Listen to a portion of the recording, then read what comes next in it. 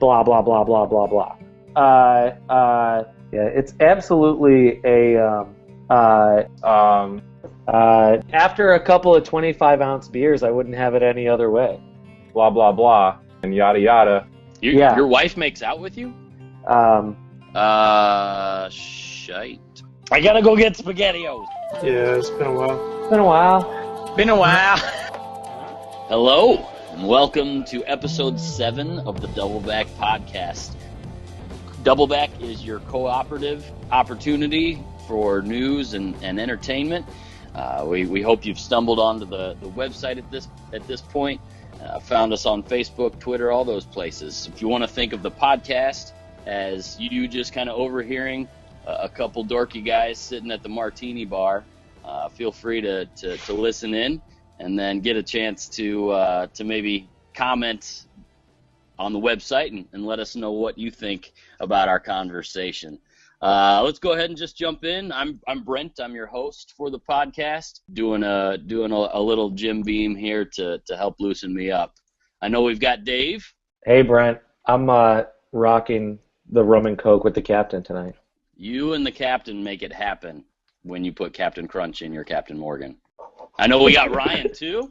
Hey, Brent, I am definitely at the martini bar. You would be. Well, cool. What's going on? Well, let's get right into it. It posted today. It's all over the internet. Google has created a car, and there are no drivers. It does it itself, and now you have your commute to yourself for whatever you may choose. I know Dave has some ideas. Yeah, absolutely, Ryan. You kind of alluded to it, but it's not sexy, that's for sure. You look at the thing, and it kind of looks like Sad Face had sex with a Fiat 500. That's what the thing looks like. But the thing that really intrigues me is when you watch the video of the reactions on people's faces. I feel like all of us who have been forced to manually drive our cars for all of these years are going to be so goddamn excited when we can get those 40 minutes in the morning and 40 minutes in the evening back in our day. It might make the premise of our website obsolete. Right now we double back on all these things together because we don't have time to do it separately. But maybe with our Google self-driving cars, we'll have time to take all of this media in. Or maybe, some of us will have more time to post some shit to the fucking website. Or we could just have... Brett. I forgot how to use a keyboard. Or we could just have daily commute podcast tapings. Oh, yeah. That would up the episode tally pretty quick. Yeah. I mean, honestly, if they put Wi-Fi in the self-driving car, I might never leave it. Well, let's be honest. I mean, Keith isn't here to tell us the plethora of Google applications in the real world, but they're certainly going to have Wi-Fi on these cars. Mm-hmm. I mean, isn't that the whole thing that they're going to eventually network together? I think DARPA or the government or whoever is actually funding that, where they're going to speak to one another. Even so, if you are driving in your personal vehicle, that you'll be able to speak to cars that are driving without persons driving. Well, and honestly, I read a theoretical, I don't remember where I read it, but it was a thing about Google launching Zeppelins into the sky to create a Wi-Fi network. But what I would say is, honestly, cars are so ubiquitous across society. If our cars were stringing together a large Wi-Fi network, you would have your Wi-Fi network wherever you go, wherever you need it, and it would be extremely strong in places where it needs to be strong. So when you go to a baseball game and you're between innings or whatever, and you can't check scores on other games because everybody in the area is bogging down the network, that won't be the problem anymore because there will be 400. 400 is a vast underestimation of how many people drive. Not in the future. Not in the future. Yeah, I mean there will be multiple thousand. We'll Wi-Fi, kill all the people. Yeah, Wi-Fi network receivers out in the parking lot, and the saturation of people will also be met by the saturation of signal enhancers or whatever the fuck you call that. I'm not. All the bandwidth. Yeah, exactly. But that's a good theory. I don't know how I feel about that. I feel like the Zeppelins would be way better because ultimately I think there's going to be such a migration to larger cities that they'll probably automate a lot of the farming and stuff in the nether areas of the U.S., like where I'm from. And so they'll need Wi-Fi to run all those machines and whatnot. And cars probably aren't going to be as common when we have Wi-Fi in our cars. So I don't think that that's as sound. But wait. I hate to challenge you on this, but why is everyone moving to the city, and why are there less cars? I guess both of those things. I know we're gonna go deep on some weird prophecies of Ryan.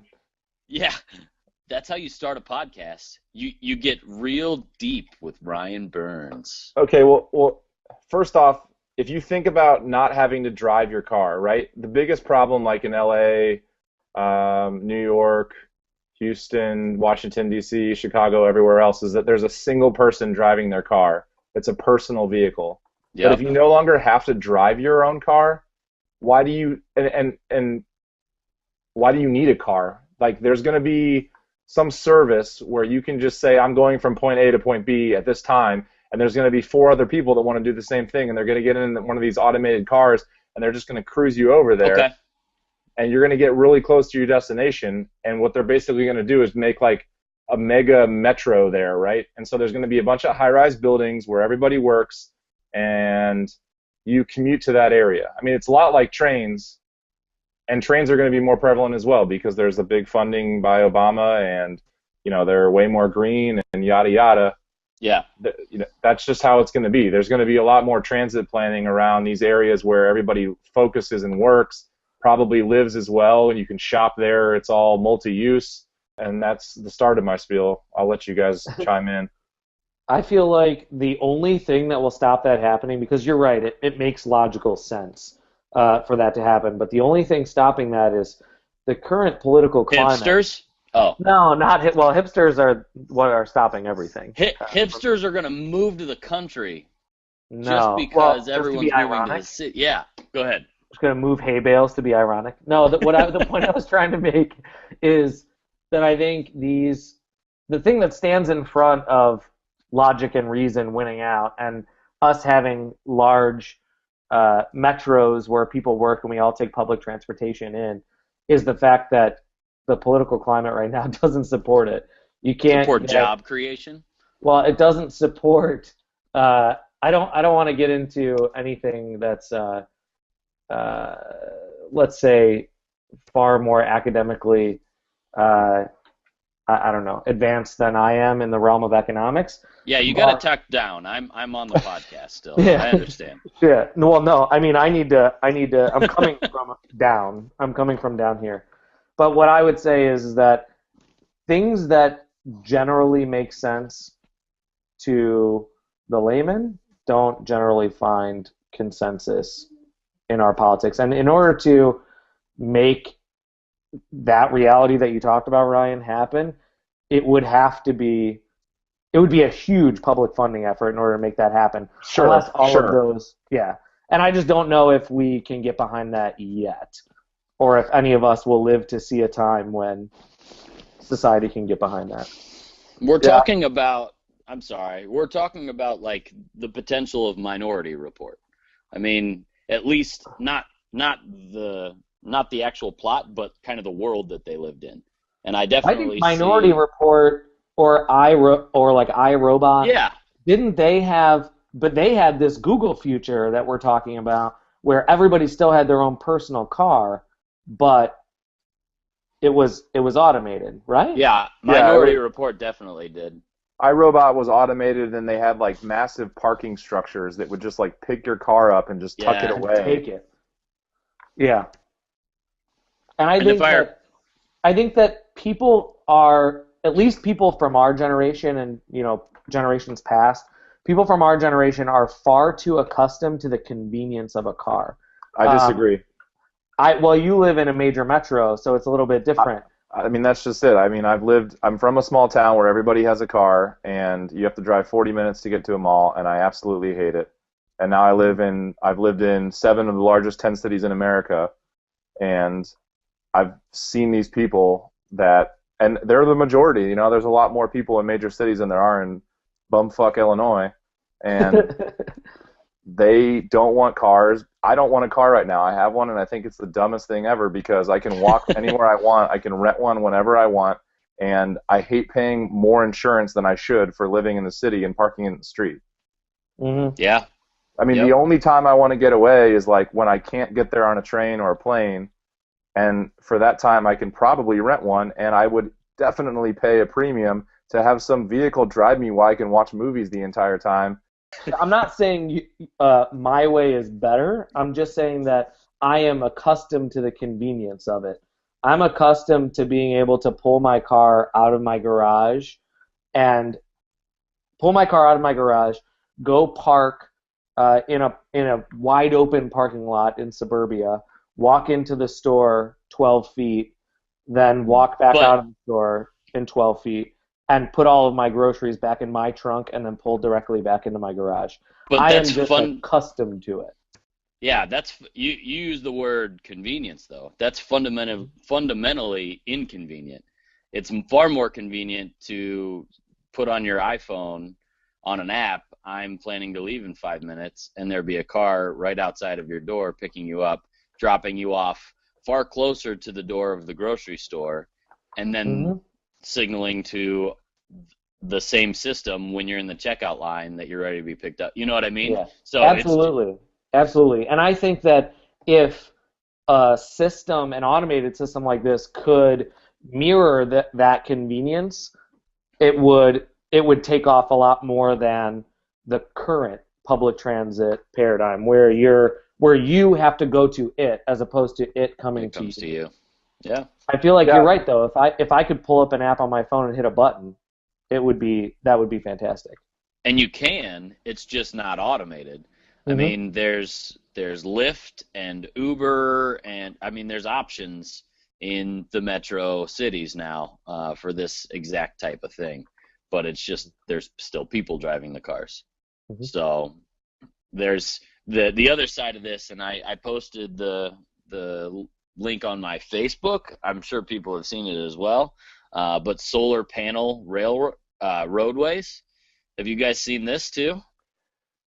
Yeah, this just kind of leaked out. They were talking about glow-in-the-dark roads first, and now they're talking about solar roads, and obviously it makes a ton of sense.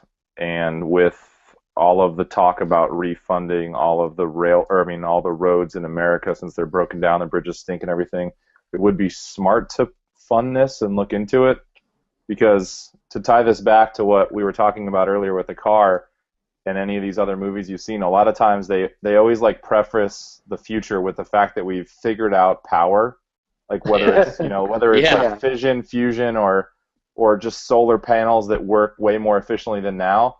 And like that's really the ultimate thing, is like if you can provide yourself with ultimate power and ultimate internet, or unlimited power and unlimited internet, you really open up everything. I mean, and water and food and everything else. But I mean, this is all part of a greater thing. Is this you're getting from the last mile of where you live to where you go to the train to go to the larger areas. So that takes care of the automated, vehicles that you can get on demand more or less.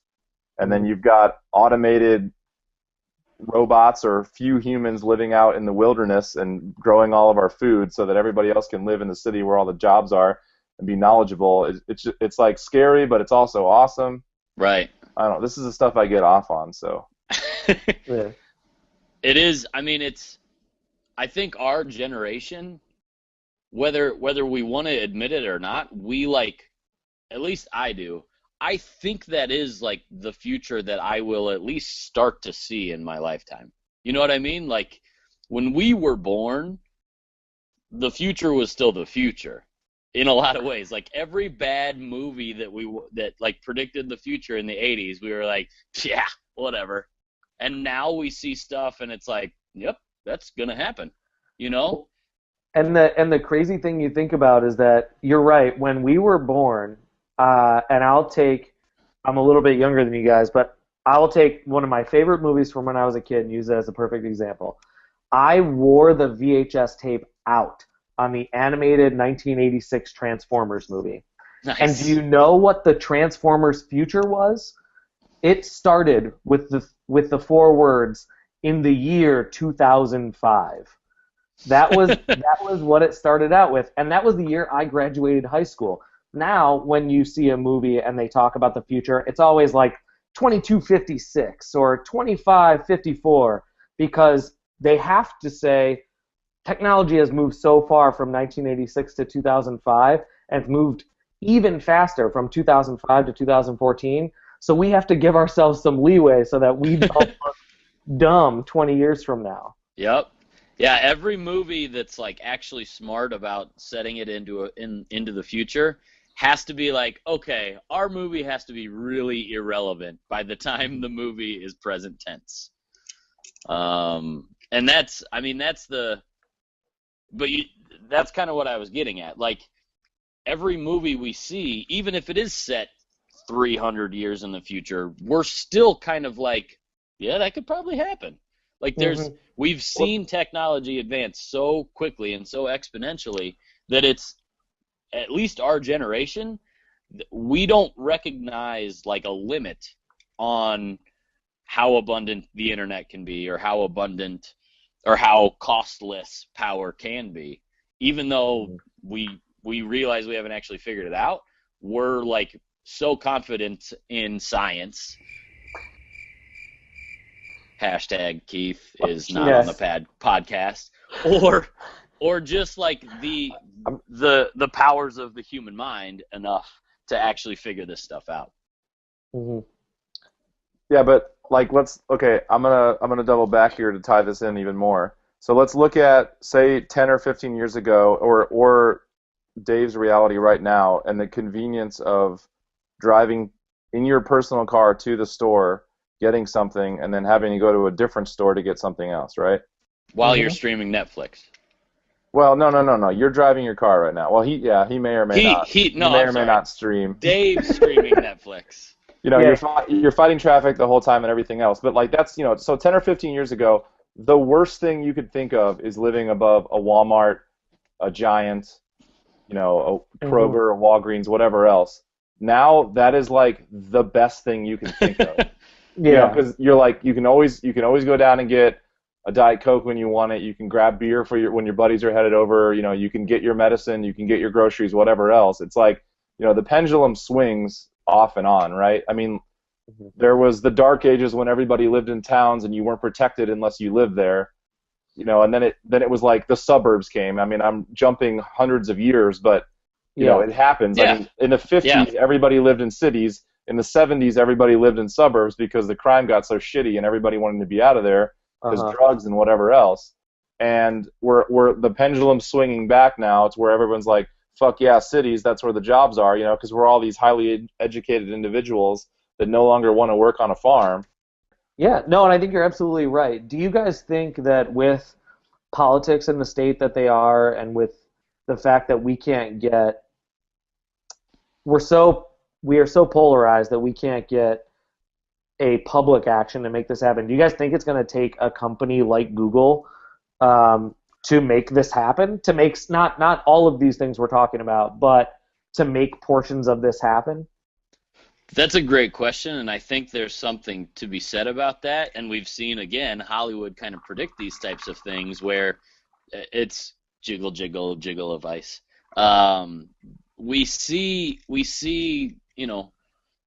predicted futures where corporations have kind of become the political system in a lot of ways.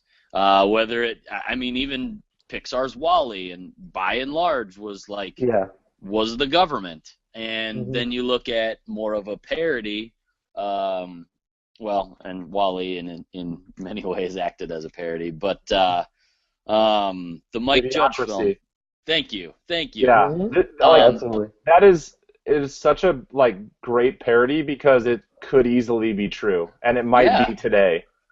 Yep.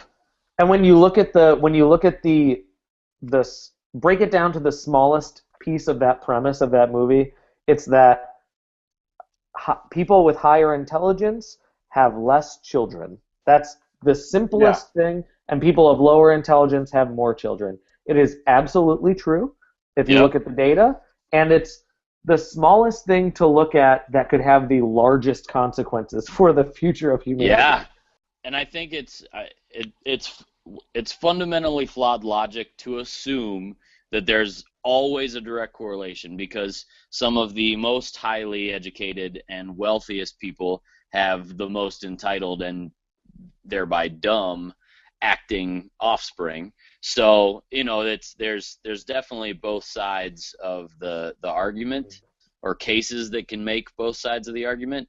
But the issue is when the populace becomes less educated than it needs to be. And that's kind of where things are headed, because especially when we're talking about whether it's the underprivileged that are making more children and living off of government subsidies and working the system, and I mean, we're getting very political at this point, but those are the situations that end up contributing the most to the dumbification, if you will, of America, and they will wait for instructions from whatever entity they decide is in charge. And if that's a Google, or if that's the government, or the local gang, or wherever they're getting their instructions, those are the people, and we all can put whatever label on them we want, but those are the people,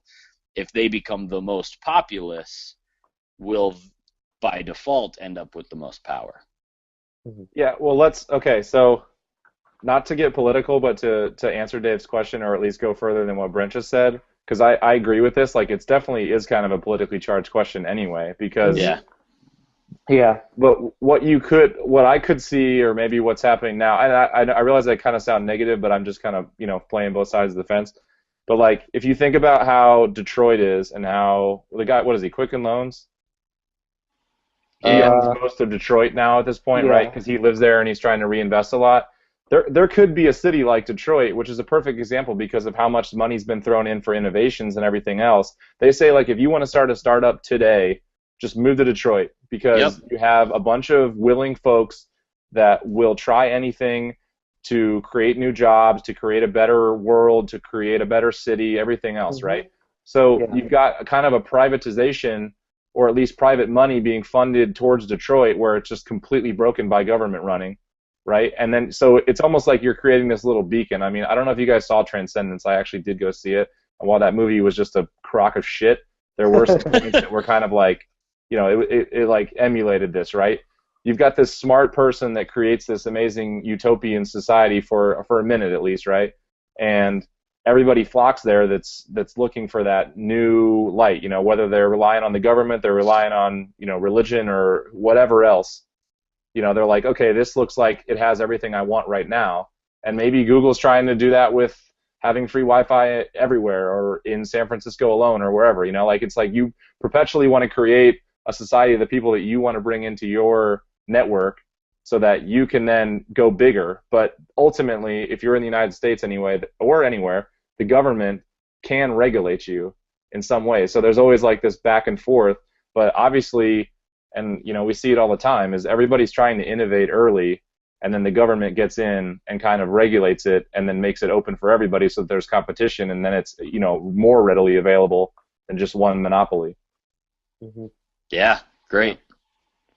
Well, and I think one thing to bring it back to, Brent was talking earlier about how it's a not a good thing to assume that dumb breeds dumb, or that society will get dumber because this sort of thing is happening. I saw a crazy study that said, on average, over the last 4 generations, each generation scores roughly 7 points higher on their IQ tests. And there may be a specific that I'm getting wrong there, but that was the general gist of the study.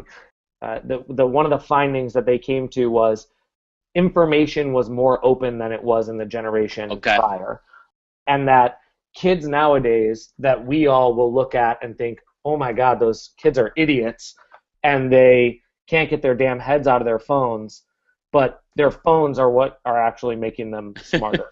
Because they're constantly intaking information from a younger and younger age. And over the last 4 generations, first you had the radio, then you had the television, then you had blah, blah, blah, blah, blah, blah.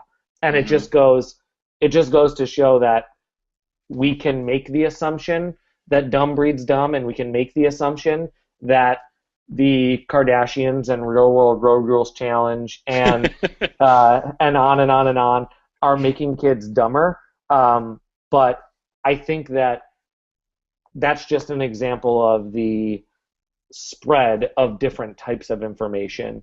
And it's not that is the only information that is there.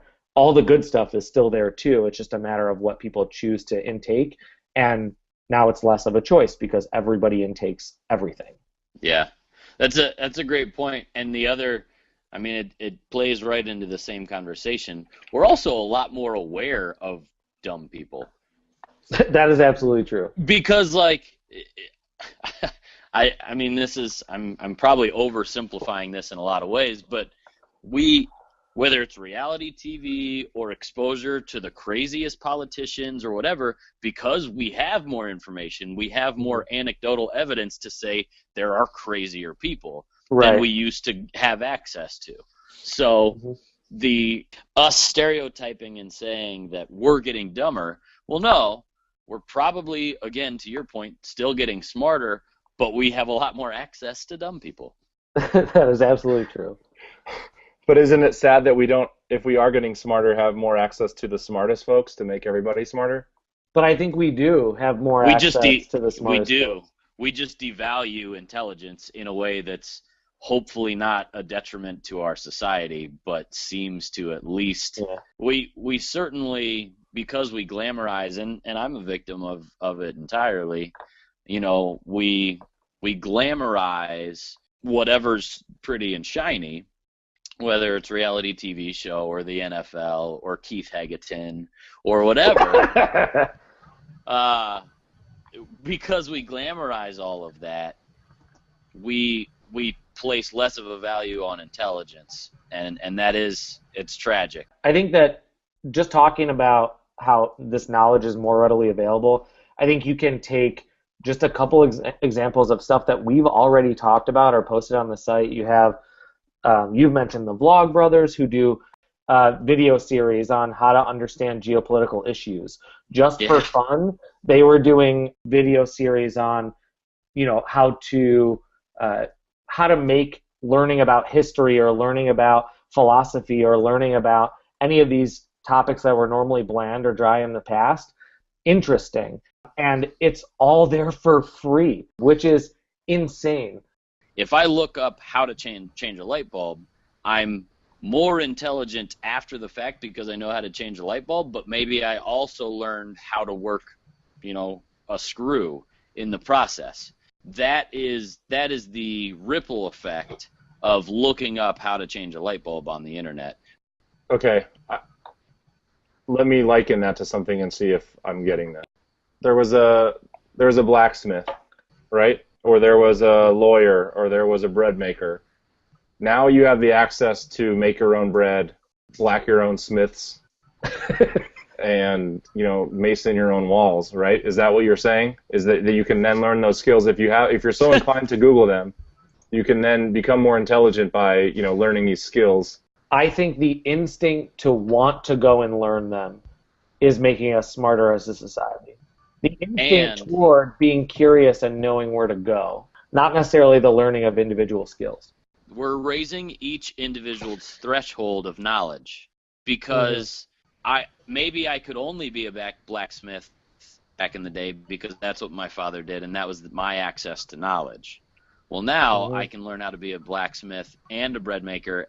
I get more access, so I'm raising each individual's threshold for knowledge, which fundamentally makes me more intelligent.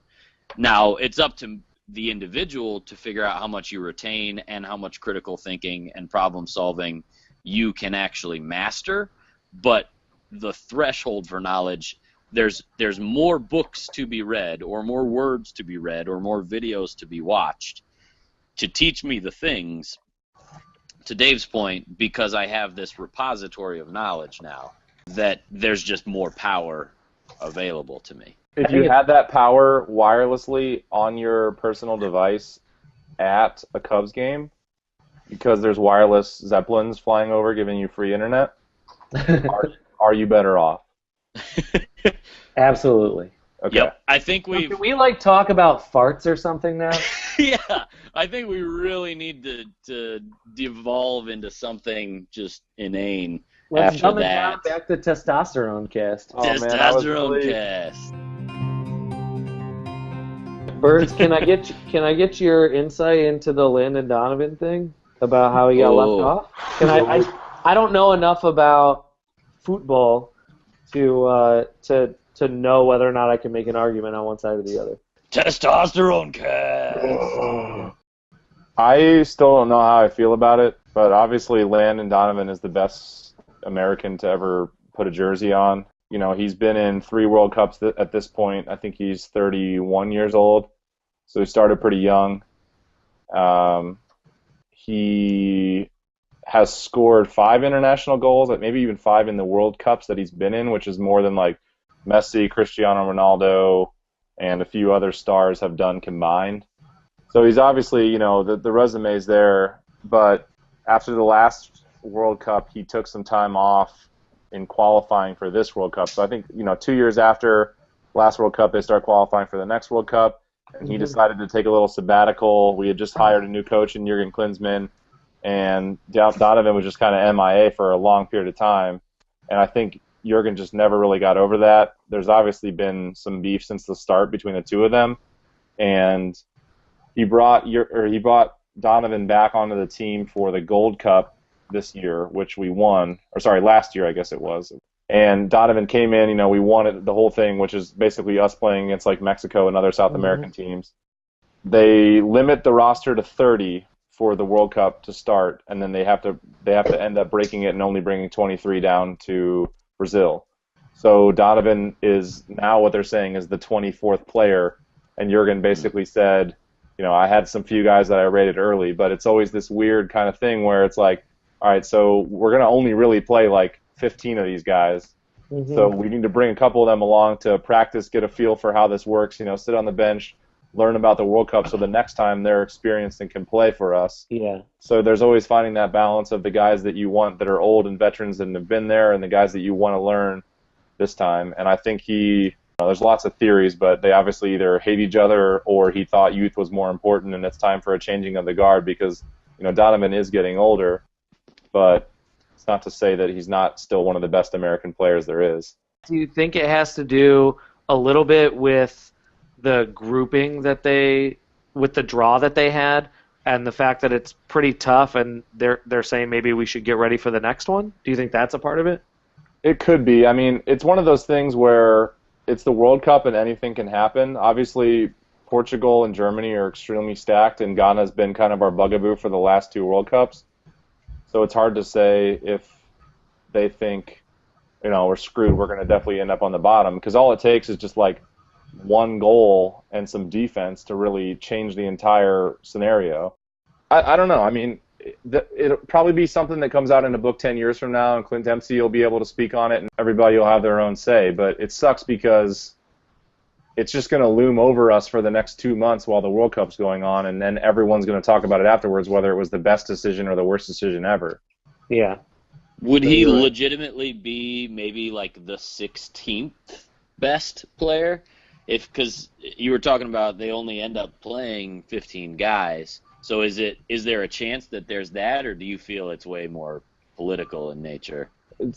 Politics definitely play a factor, but it's also like form and everything else. I mean, does he want like a super fast team? I mean, Donovan's good at that. Does he want to run a certain formation? Does he want to play more defensively, play more aggressively? It's hard to say. I mean, the other thing is this is where all the politics come in, is he's brought players that are like dual citizen Germans or Icelandic or whatever else that are also Americans, onto the team, and in doing so, they like basically sign contracts and they're locked in to be Americans for forever at this point. So he's certainly contractual Americans. Yeah, but they promised them some time, like promised them World Cup spots, I bet. Like Julian Green's like a 19-year-old, 18-year-old kid that we brought from Germany who plays for Bayern Munich's like 4th division team, and I guarantee in the contract, because he's only played for America one time, that Jurgen's like, yeah, man, listen, you're going to be on my World Cup squad this time, and you're going to be the future centerpiece of the American team forever. And unfortunately, Donovan can't negotiate like that at his age and with a new coach who probably doesn't respect him nearly as much as he should. Yeah. And you're probably right that we'll hear the backside of all of this, 10, 15 years down the road. An ESPN 30 for 30. There will be one, I'm sure of it. I mean, even last night, Mix Diskerud was wearing the number 10 jersey, and the first question out of their mouths after the game was, what do you think about wearing the number 10? And he handled it like a pure professional and was just like, it's just a number. I'm just borrowing it from Landon. I'm playing for what's on the front of the shirt, not the back. And I thought that was really classy because, in the past when Jurgen signed on to be the coach, he took all their names off the back of the kits entirely and they just wore a number. And here's the other caveat to this. Somebody could still get hurt and Donovan could be asked to be on the 23, and that's going to be a huge debacle. And then you also have the aspect of Jurgen's son being a complete dickwad and tweeting what he did. But that kind of, that leads to the conspiracies of Jurgen already kind of hating him as it is. I mean, to defend Jurgen, he was the coach of Germany in 2006, and he did a similar situation there where they had a lot of players that were well established on the team and probably were just like a shoe-in for a spot. And he decided to bring some youth in and, cause some controversy because that's how he felt he was going to get the best out of his players, and they went very far in the tournament. So it could work out very well in our favor. And, I mean, I think if you watch the game against Azerbaijan, you'd see that, Brad Davis, who is, the laughingstock of the MLS, unfortunately, played like he was freaking Iniesta from Spain, just bossed the entire match. And then, Mix Diskerud comes off the bench and scores a goal and is, in all the right places. So you're asking guys to step up, and they're doing that. So he's already doing well, but you're always going to have that in the back of your mind, what would Landon Donovan do? Yeah. And, by the way, Keith is here now, listeners of podcast. I definitely want to get your take and thank you properly for helping me double back on something. I didn't realize until 4 hours ago that you wrote a double back post in early December about a band that I have been listening to nonstop for the past 3 weeks. Mike Snow. Mm-hmm. I have no idea how I missed the boat on this one. I went back and looked at your post, I was like, oh, there's the jackalope or whatever rabbit, icon they use in all their videos and stuff. I think you nailed it. They are fantastic, and I want to go see them live immediately. Yeah. And if people are not listening to Mike Snow, you're definitely missing out. Just real quick, in case you're like Brent and you don't follow @Doubleback on Twitter or Doubleback on Facebook, you should do that, and then you wouldn't miss Mike Snow and their jackalope-loving music. To take this one step further, what are 3 recommendations you can give people that they're probably not listening to right now? As far as music goes? Yes. Well, I think White Arrows. Oh, yeah. Yeah, White Arrows, pretty cool. Kind of a 70s psychedelic pop type feel. They're out of LA. We actually just posted that shit a couple days ago. I think Wild Cub's pretty cool. Their song Thunderclatter. I've been listening to the Inception soundtrack. That's awesome. No, man, Hans Zimmer is my boy, dude. I mean, the one thing I don't like about the Inception soundtrack is that Time, the most quintessential song out of that score, is actually a hack from a Thin Red Line from a movie that he did in the 80s. So if you want to nerd out, pull up 2 YouTube tabs. Thin Red Line, Hans Zimmer, Time, Hans Zimmer, 20-year separation, the exact same fucking song. Well, what are in the plans for everybody to double back on this week? Actually, with all these friendlies coming up before the World Cup, which, by the way, mark your calendars, the U.S. men's national team has a 6-episode series. I think it's on ESPN, but I might be wrong. And I've heard it's really good, so I definitely want to double back on that. I think it's streamable, so I want to check into that. But they've got some friendlies coming up that I'm pretty excited for. What are you looking forward to, Keith, this week? I'm actually looking forward to this. Sounds terrible, but I'm looking forward to getting back into school. I'm on summer break. Yeah. So, yeah, I'm looking forward to getting back. I'm almost done with my degree. In November, I'll be done. So, time off's been good. I recharged, but I'm kind of ready to get back in the saddle. Yeah, get back to the routine. It's helpful. Yeah, I mean, and it's just like I'm so close, I can taste it. Well, if anyone out there has something they want to recommend us double backing on, hit us up on all the normal spots. Facebook, Twitter, definitely try to let us know what you liked in this podcast or areas, angles you think we totally neglected to discuss. We'd appreciate that sort of feedback, and we'll try to bring it back around on future podcasts. Otherwise, great catching up with you guys as always. I'll shoot some finger guns your way. All right, finger guns, Brent.